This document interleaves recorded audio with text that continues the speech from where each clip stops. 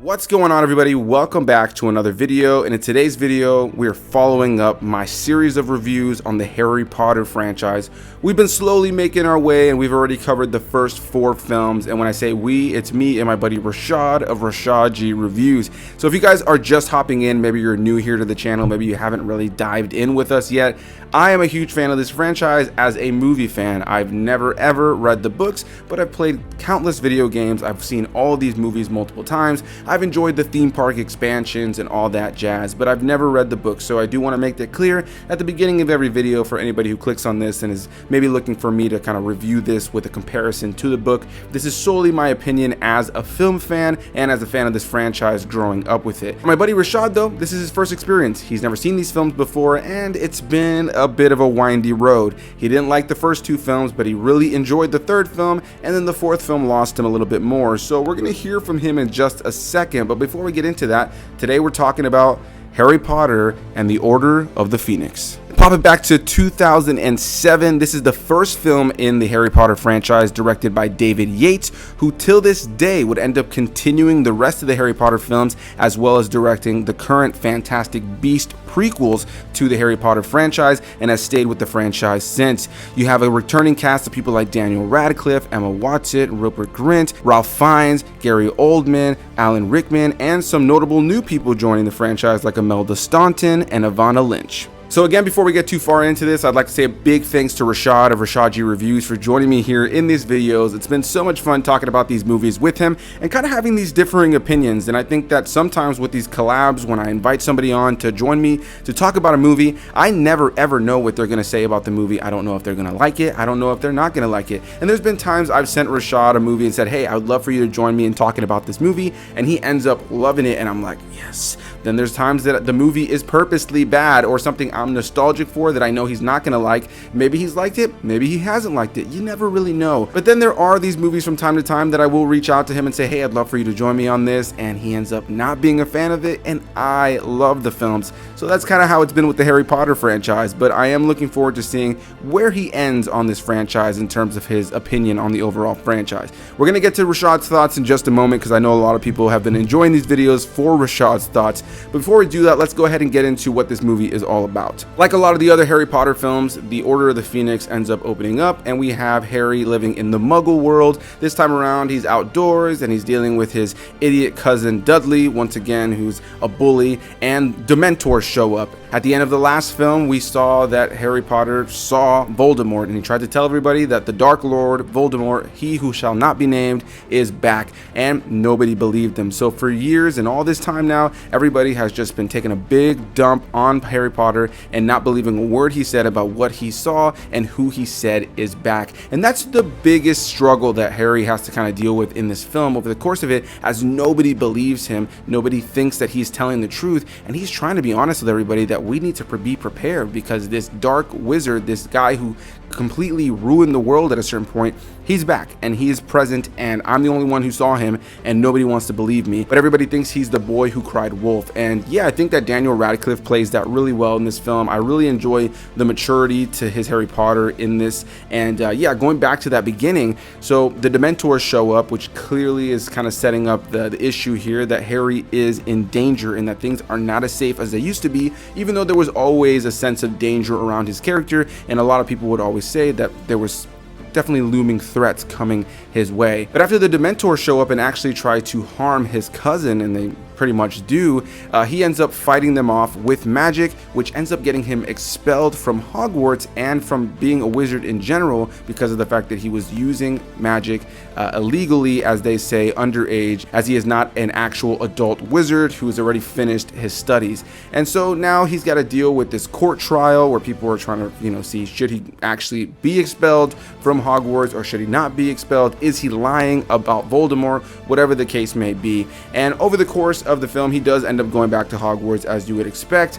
Now he's got a lot of, again, issues kind of dealing with people not believing him. All the other students kind of think he's lying. There's articles coming out about the fact that he's lying. People are believing that his godfather, played by Gary Oldman, Sirius Black, is actually the ones that are the issues here, that he is the culprit. And we end up finding out that there's this order that was created to fight Voldemort called the Order of the Phoenix that does feature people like Sirius Black and Lupin and many of the other characters we've seen from previous films. The Weasleys are involved. You got Hermione Granger in there, and everybody comes together with Harry to try to prepare for Voldemort's return, at least those who choose to believe in him. And over the course of the film, a lot of the younger students would slowly start to believe in Harry and what he saw and start to want to protect themselves and learn about using magic in a defensive and offensive way to be able to defend themselves from Voldemort if he ever and when he does return. And I definitely have more I want to talk about on the back end of this review, but of course I want to go ahead and pass off the floor now to my buddy Rashad of Rashad Reviews to get his thoughts on this movie,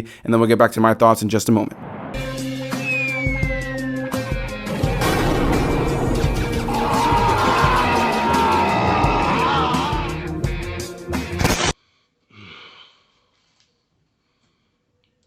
Alright, Perez, let me tell you something, bro. I promise you, on everything I love, bro, I'm not trying to be funny at all. I don't know what it is about these Harry Potter movies where I cannot keep my eyes fucking open. Word. I didn't drink the energy drink like I said I would, because energy drinks make my heart jump, but okay, here we go. Harry Potter and the Goblet of Phoenix. No, wait, that's not right. Harry Potter and the, what's this shit called again? The Order of the Phoenix, right? I'm sure you'll fix that in post. Well, I'll fix it in post. Harry Potter and the Order of the Phoenix. This is the 5th installment. I think we have, what, 3 more to go. Bro, I'm still up for the challenge, man. Listen, I'll be lying if I say I look forward to these movies, but a deal is a deal. I'm a man of my word, and I'm gonna see this to the end. But these movies have not been impressing me so far. Prisoner of Azkaban has been my favorite one. All right, but if I gotta look, I guess I gotta choose the lesser of the evils, because this one is probably, it's up there with Prisoner of Azkaban, because I did enjoy this more than the first one. I did enjoy this more than the second one, and I definitely enjoyed it more than Harry Potter / Top Gun. Okay, so I will give it that. This movie was just a lot of dialogue. It's just a lot of talking and exposition, and 5 movies in, I still don't know what the fuck this shit is about. I don't know what this is about. I don't know what the point of this. All I know is that this little motherfucker in school, he got a couple of friends, and they're doing magic. And I guess with each installment, they get more powerful. They start to get into some more darker stuff, and that's it. That's all I know. Bro, I swear to God, I'm trying. I am. But this movie was just a lot of talking, and I'm like, when is something gonna happen already? Now, the ending, I'm assuming you're going into spoilers here, bro. Now, the ending was cool. The ending was straight as fuck. The ending was what saved the movie, okay? That last 15, 20 minutes where your boy with the no-nose came out, what's his name, Voldemort? Looks like one of Thanos' children. When he came in, that's when the movie took off. I'm like, yo, we need more of him. I'm assuming we're going to see more of him in the future, but we need more of that motherfucker right there. Okay, he's what saved the movie. When him and Dumbledore was going at it, I was with that. So that whole third act was crazy. That's probably the best Harry Potter stuff I've seen. That shit was fucking, like, the effects and everything. This is 2007 now, as compared to the first one, 2001. The effects, way, way better. You know what I'm saying? Like, that shit, like, from Star Wars Empire Strikes Back, way better. Okay, so the ending is what saved the movie. So I went back and I tried to rewatch it from the beginning. Okay, so if I fall asleep on something and I know it's good, I'm gonna try to go back and rewatch it. So I did. I tried to go back and I tried to rewatch it. And as soon as I sat down, within the first few minutes, and mind you, bro, I was wide awake. I was wide awake, bro. I made sure I got plenty of rest in, doing this shit. My head kept dropping. I kept looking like, what the fuck is going on? I said, well, these kids they're growing up. Okay, looks like it's getting into the more mature stuff now. But I'm still finding myself not giving a fuck I don't care about none of these characters. I don't care about their situations. Like there was even a point where Harry kissed a girl, right? I guess the girl kissed him, and the one friend acted like she was jealous. And unless I fell asleep on what happened after that, they never went back to that again. It was like she showed a little bit of jealousy there. I'm like, okay, well, is she digging Harry? But then I don't remember them ever going back to that. And I think the girl ended up being a traitor or something. I don't give a shit. Perez, I'm still trying to find out what the appeal of these movies are. I'm trying to understand why y'all love this shit so much. All right, I thought I did. That's okay. Maybe it's gonna get better as the movies go along, in a way they did. But I don't understand the love that these movies. I don't understand it. I just don't. I'm trying to figure out how I'm doing this, watching this, and you're like, you know, like you're watching Jurassic Park for the first time. You know. Wrapping it up, bro. I know you got a lot to say about this movie, man. I'm gonna get my big ass on out of here, bro. Yeah, Harry Potter and the Phoenix of Goblet, or the Phoenix of Sword, the Sorcerer's Phoenix, the Order of the Phoenix. I give this one a C minus. You know, only reason I can't really shit on it all the way because that ending was fucking fire. So, yo, how come we couldn't get more of that? Let's get less of this and more of this. You know, more of magic spells. You know, Doctor Strange type shit. You know, enough with the, yes, so what are we going to do at school today? Oh, well, we may hide this or whatever. Oh, you know, would you like a cup of tea? Or would you like a titty? You know, what the fuck, man? I don't want to see that shit. Give me some more magic. Too much damn dialogue. That's it and that's all. Perez, the floor is yours, man. Thank you. On to the next one. Well, you really never know how Rashad is going to feel about a movie, as I said in the intro of this video, and I am rather disappointed to hear that here's another Harry Potter film that just had you struggling to keep your eyes open and that you were not invested in. Definitely a bummer, man. Yeah, I love this franchise, and I think that part of what I do enjoy about it is that heavy dialogue, is the exposition, is the world building, and a lot of that, I think, that enjoyment comes from, I guess, repeat viewings to an extent as well, knowing the story and knowing where it's going and really knowing what words they're saying. I think a lot of time with fantasy, I feel like it does take sometimes repeat viewings to fully understand what everybody's saying, who are all the characters they're referring to, and where is the story really unfolding. And I think sometimes with the first time viewing, when you don't know people's names, you don't know the things that they're saying or where they're going, I can understand how a lot of it could just sound like mumbo jumbo. I am glad to hear that you enjoyed the third act of this film, as I definitely enjoyed as well. I think it's definitely some of the coolest stuff when you're watching the franchise that you've seen up to this point in terms of action and visuals. The whole third act finale with Dumbledore and Voldemort is fantastic. I love Ralph Fiennes as Voldemort, and just seeing him return in this film once again is fantastic. Yeah, just as well, Dumbledore is a fantastic presence in this film, and I just really enjoy everything that, again, that Harry has to go through in this movie. I just found it to be really compelling. I find the performances from Daniel Radcliffe, as well as Emma Watson and Rupert Grint, and the rest of the cast to be fantastic. I would say some of my biggest negatives with this film would be the fact that there are a lot of characters, similar to what I kind of said with the last film, that do feel rather sidelined. Most notably, characters like Tom Felton's Draco Malfoy and even his father. They're in the film and they do have moments, but they don't really feel like characters that are present in this script, present in this story. So when they do show up, it does sometimes feel a little bit random, or I could feel how maybe some people who don't remember those characters too well from the last films may think, okay, who is this guy again, and what's his purpose and what's his role in this story? There is a feeling sometimes with certain installments in this franchise where it's like, hey, this character who's been an integral part of small moments of all the other films is just kind of popping his head in here for one or two scenes, and they don't have a whole lot to do, which ultimately sometimes makes, as a movie, it feel a little bit jumbled. And that's not to say that I don't enjoy the presence of those characters, and I think that because I'm familiar with the story and these characters, that by the time I get here, I feel like I know who everybody is, and I feel like I know what their piece in the puzzle is entirely. But as its own movie, it sometimes does feel like, oh, that character hasn't been in this movie the entire time,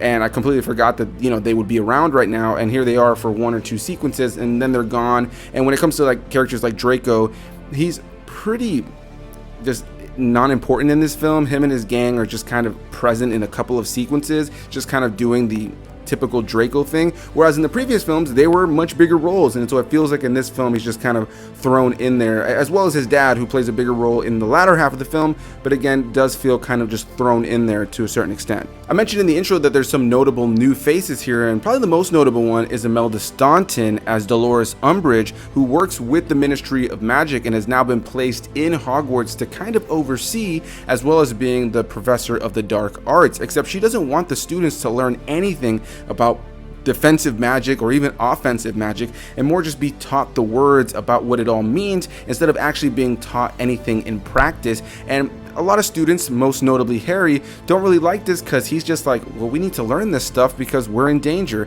And she, like the rest of the Ministry of Magic, doesn't want to start a panic, doesn't believe Harry, and instead is just telling the rest of the world that, yeah, there is no danger, there is no Voldemort, he has not returned. And they're trying to silence Harry by putting this individual from the Ministry of Magic in the Hogwarts school now, really disrupting everything. And because she does have that little bit higher authority working for the Ministry of Magic, she begins to really scrutinize teachers, starts to control them, starts to completely change the dynamic of what Hogwarts is all about, adding all these rules and regulations and banning certain things and causing tons of issues, including firing certain teachers and really breaking apart what makes Hogwarts what it is. So you have this school that's filled with magic and whimsy and excitement that's losing its luster, losing its excitement, losing that magic that makes it what it is, because you have this person in there trying to control every little thing. And that's where you get Draco Malfoy and some of the other characters involved who kind of just become big hall monitors in this film.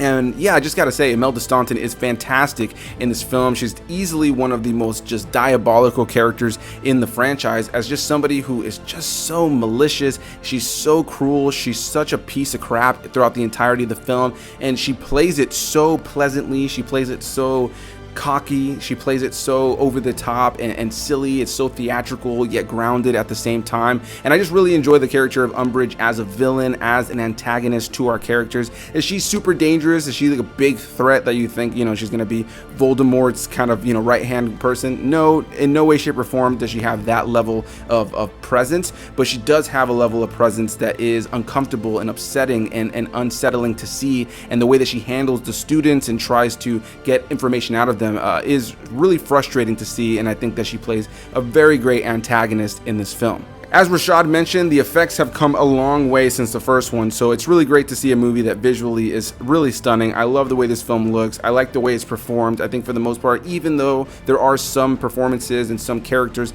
that feel like they're just kind of really small in the film, I think everybody's giving a great performance. You once again have great costume design and set design. Since it is 2007, while there is some really good CGI at times, there are moments where some of the broom flying and some of the other green screen moments do look a little bit noticeable and aren't necessarily as top tier as we have, you know, with special effects today, but definitely has some of the best visuals in the franchise, especially up to this point, especially like Rashad said, with that final sequence between Dumbledore and Voldemort, where you got sparks flying and magic going everywhere. There's all this beautiful stuff working around this really great set too. I think that part of what makes that whole sequence work is that you have a really solid set around them, a physical location that feels real and tangible, but also fantastical and different, and has all this stuff going on, and I just really enjoy that. Then you have Helena Bonham Carter coming into the mix here as Bellatrix Lestrange, who is related to Gary Oldman's character Sirius Black. And yeah, you know, this is the movie where, you know, spoilers, Sirius Black ends up dying. And one thing I will say is, rewatching it, I forgot how abrupt that death is. And I love Gary Oldman in this franchise.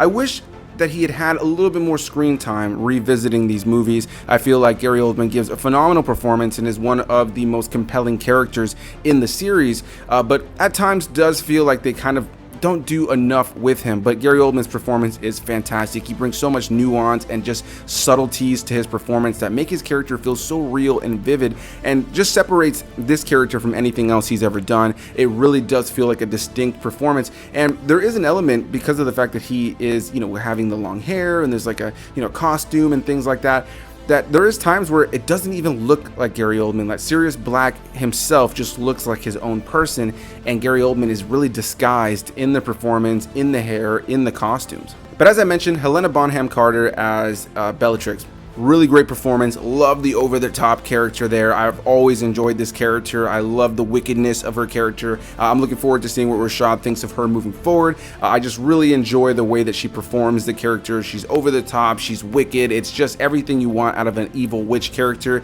and she plays it in such a compelling way that it's just kind of exciting to watch because of the way that she just kind of gets into the performance. I've even always loved seeing her as part of the theme park attraction that they have at Universal Studios, because she just gets into it anytime she plays this character, and yeah, without a doubt is one of the highlights of this film. This time around, you have the musical composition being done by Nicholas Hooper, who will also end up doing the musical composition for Half-Blood Prince, the next film in the franchise. And I think for the most part, all of the composers who have come into this series after the original few have done a really great job of, adding to the franchise, giving their own feel and vibe when it comes to the musical score that definitely feels different from those first few films, while also reprising consistently the music that established this franchise that John Williams did.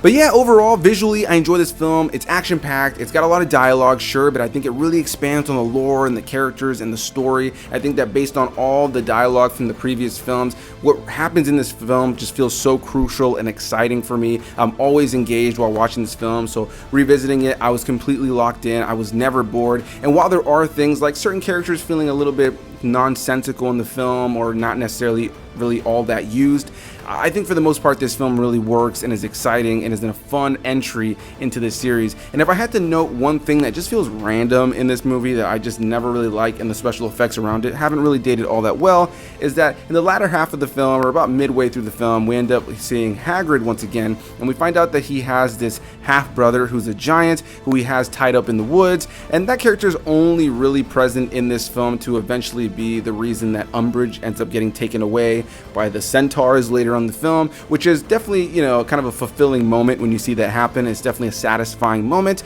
but when it comes to that whole side thing going on with Hagrid and his half-brother, it feels just kind of random, and it does stop the movie and kind of feel like, can we go back to all this stuff that's a little bit more interesting? So yeah, guys, that's going to be my thoughts on this movie, Harry Potter and the Order of the Phoenix. I'm excited to continue on with the next one, Half-Blood Prince. Really excited to see what Rashad thinks of that one, but who knows, maybe he'll hate it. We have no idea. But I want to say a big thanks to Rashad for joining me here in yet again another video. As usual, the link to any of my guests are going to be down below in the description box, so go give Rashad some love, let him know I sent you, hit that like button, comment your thoughts, subscribe for more videos, and I'll see you guys in the next one.